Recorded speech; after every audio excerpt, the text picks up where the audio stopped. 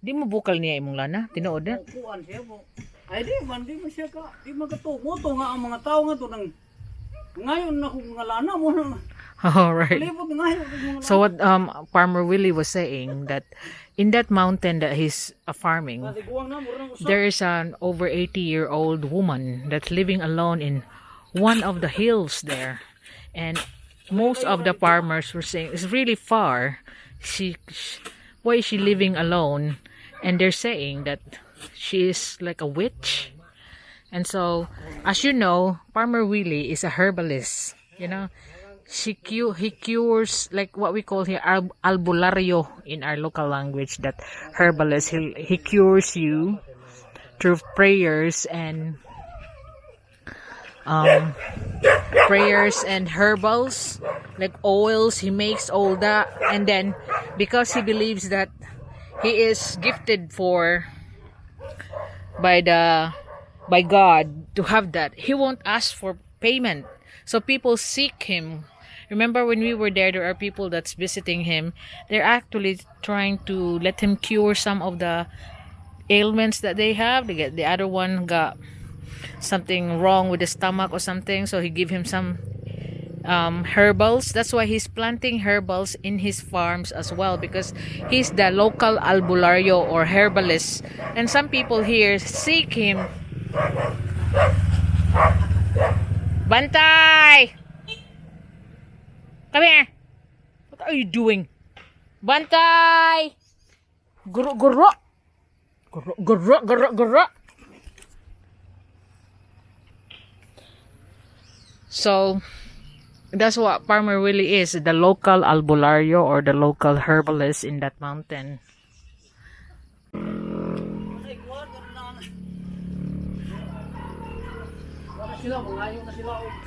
So, when Willy moved to that place, the local people around there go to him and ask for this oil that he created out of 12 herbals that's known to in the ancient times to deter all these witches. And one time, niadto jud siya nimo? nato pan kana siya tiguang nga layo ra na dito. Yeah. Bawo man dito sa na ko. Ya nakuha na siya mga baka na dagma na gahos pisid ba. Ito nagpahilot. Ako giduhig sila na kay ingon sila nga naalagay dong ba kanang kuan ragot. Bro. Ito ba? Oh, yeah. Na to magarantan og mga kuan tulog ka adlaw. Ngadto, ibalik dito nga. Nungutana og unsay akong gi. So cause one time this witch is going to see him, and he said that you guys and said why when you're here I cannot sleep anymore, and she told him straight that I am not an evil witch, I am a white witch. Ako silang gingnan ko nga. So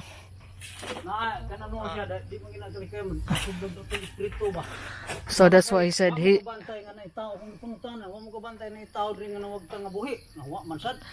that's why that witch that they said the people in there in the mountain is really scared of went to Willy, because Willy has created this ancient concoction of deterring the witch, that I cannot sleep because of you, if you're believing all this superstition. And so I am not a black witch, I am a white witch, because I have not killed anyone. I cure people, but people believe that I'm scary because I'm living alone on this mountain, and so I must have some sort of wings that I could fly around at night. But she said she's not. She just part of his rituals is to stay alone, live alone, and away from people. And now they're both friends. She might leave Willy her ability. Nya karon noy, wa man kay nangamatay didto. So there's no ako sa ginan ko ay lang mo dai. Sa unaay mga magkuanan kay kasi muna kanang mga ami ang mga kaliwat ito mo dool kay So even the relatives of the woman, the white witch, won't even go to her, even because of like some reported incident that they meet her upside down the tree and all that, but there's no proof of that. But it's just like what you say, rural legend, or not, or urban legend, you know. And like Willie said, she come and talk to him because Willie has been creating this concoction that affects her own ritual, that she can't sleep. And now they're friends. Amigo naman ka mo ni Willie. Katong Ako pan wala to mga na bitagam. Oh. So she only saw him once and tell him to stop making this oils that he sprays on the pathways because it affects her concentration, that she can't sleep, and told him straight that I am not against humanity, I am trying to heal humanity. So there is no reported person that's been killed here, although they tried to accuse me of killing the animals, but that's not me. So that's the story of like you know, the superstitious belief of an aswang or a witch in the mountains. Pagkapunta ko dito man, mo na sili man.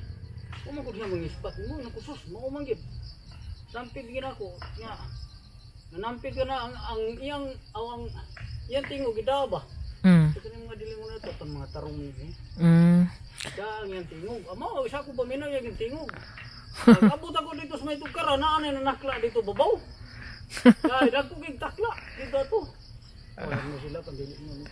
So even here, you know where he lives up there on the hill, where my hill, he lives there for over 2 years now, where there's loads of mango tree that you can see. He has his own shed up there. That's where he lives here on my place for over 2 years. And he said there's what you call kapre, you know, agta in our Visayan language. But he was there one time. He thought his wife was there on the mango tree because there's someone, like there's a light in the mango tree. There's someone like a flashlight or something. So why it's lit up? So he can't see anything because it's quite foggy. So he called up, and it answered back in the voice of his wife. And when, what are you doing there? And just laugh. And so half an hour later, his wife was going up the hill, just coming from the market, buying something. So I thought you're in the tree. You already arrived. And said, no, I just arrived. So he was just what they called here, like taking the joke upon by the spirits on the trees. So what, after they both have dinner, they heard like cracking on the top of the tree. So they went out. There's nobody there, but it's still cracking when they went out. So they reckon the spirits on the tree is the agta or the kapre was making jokes on them. But so far, they've been safe up there for the last 2 years, and all their vegetables that they plant around has been doing good. So they believe it's a good spirit anyway. So that's what all the beliefs around here.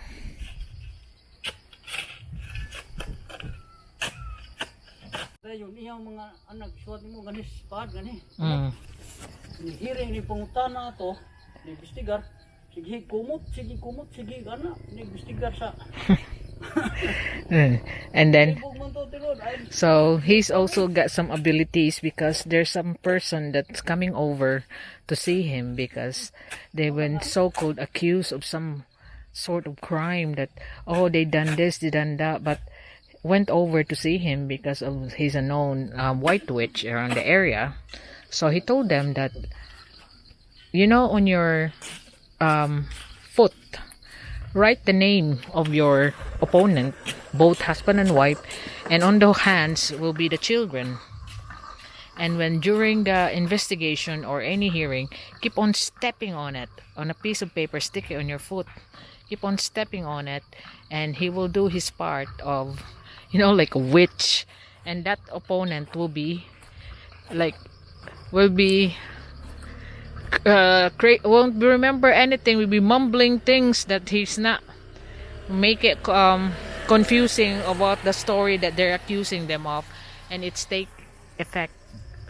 So the people that's asking help from him because of that trouble have really thanked him that the charges was dropped, because the story of those accuser are now going somewhere else, you know. I'm asking him where did he learn this ability for white healing, you know, being known as the albulario or healing witch. Ako man, di ba niya ako pag-usawa mang pilingon nga ang naay no. So I'm asking him where did he get that.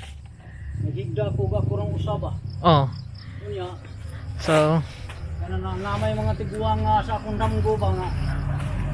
Ay mga tiguang nga kanang magsige o ingon ako nga ikaw kay Katrisi. Ikaw kay Katrisi ka man, Katrisi man ko na mong musuon. Ikaw kay Katrisi ka man. Lisod mang imong ginikanan sa akong damgo ba? Lisod mang imong ginikanan pagkatao nimo. Tabangan ka sa labaw mga gahom ug naganin mo doon mo tabangi sad mo na sa akong damgo ni katulong ko padamgo ha. Wa nang ikon niya karon kay natug ko. Kanang ipadamgo man ko nga mo nay ipalito kung unsay mga kuang mananap, unay ka mananap unsay mga kuan diya mo nay ipalito ka. So it all started at even since he was small. Sige, padayon lang ni Will.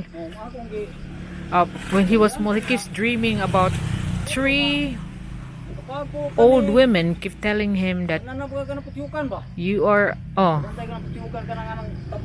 kanang waps bees, that you are the 13th person that's on our circle that is gifted. And so when he is older, but before he get married, he was the dream that keeps occurring on his mind. He was told to go to this place. There's a cave. There's a big beehive there, and he wants to test if this dream is true. So he went over to this beehive, the big beehive under the cave. Bisag maalas 12 pas gabi. It's naong ko alas 12 gabi tabangan lang intaw nako, mabata, matiguang ug mao sa ako ginang tuon. Sig maalas 12 pas gabi mo nang atong. So when he tried to hug the big beehive, the bees don't even touch him at all, and he even put his hands inside. They're not biting him. So from them on, the dream that kept occurring to him said, now that you prove that you are a healer, do not ever ask for money. Help the people that need help, and the Lord will help you. And then a few months after that, he started learning all this massage healing and herbal healing, and years on he is now a full-fledged herbalist. You know, people come to him whatever time of the day, but the only rule is he won't ask you for payment, because that's the promise that he was told by those 3 old women on his dream as the 13th person on the circle of this white witches. So kato din tiguang dito sa inyo, di isa dito siya mananambal? Di ay. So that white witch, it's belong to another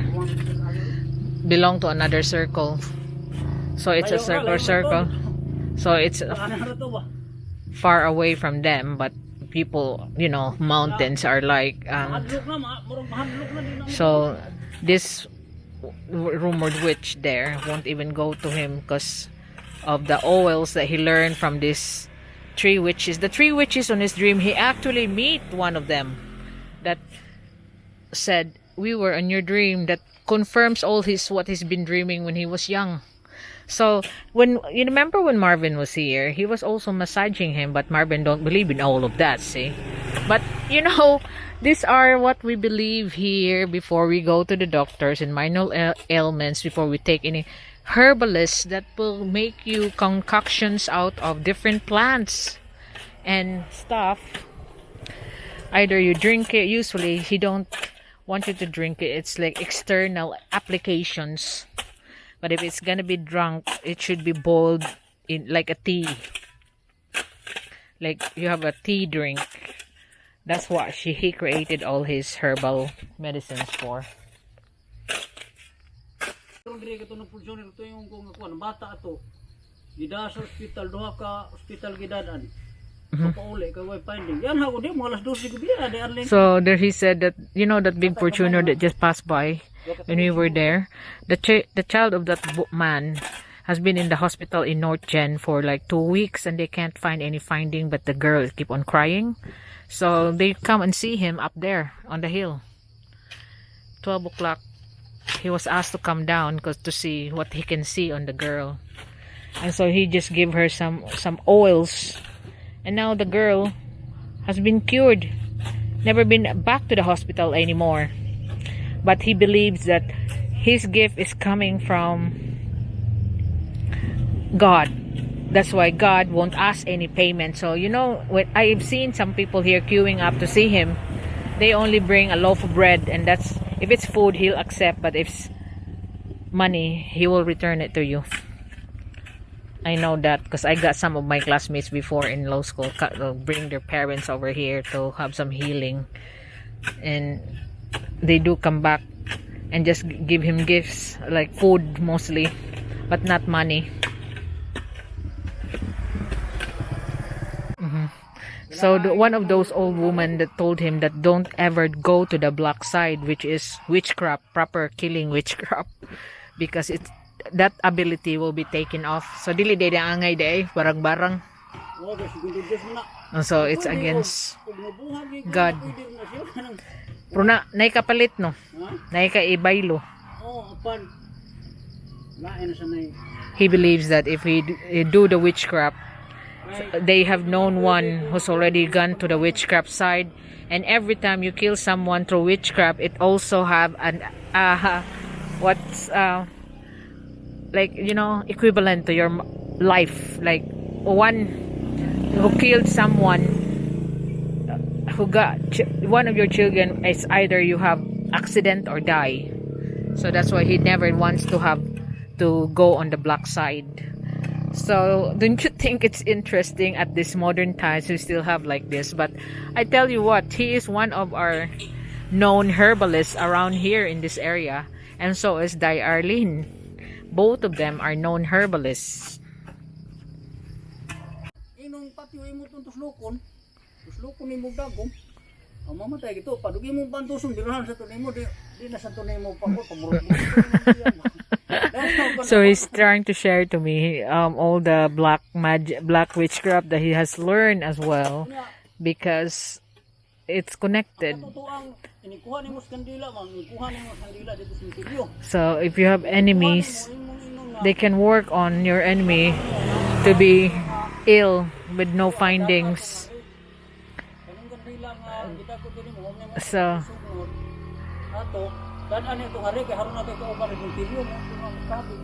oh, so that's what he said. But there's always something like equivalent to what you have done if you have to kill someone through witchcraft. So that's why pila ka buk imong anak namatay ni Will? So he got a couple children died because of that, because he tried that as well as a young man before.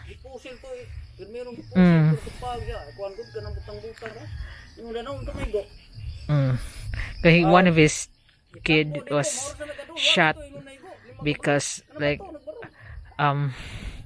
you know, accused because they're poor, and then you're the best suspect for you got no money to fight back, even though he's not the one doing the murder, and he swore to him he's not, so he's helping his son to protect himself from the enemies. And so he just died on inside a prison cell because the one that's accusing him is like connected to the political clan in that mountain. So they got no, what's this, fight against them. So they're done. Now it's 5 o'clock. I'm gonna go and make my pasty now.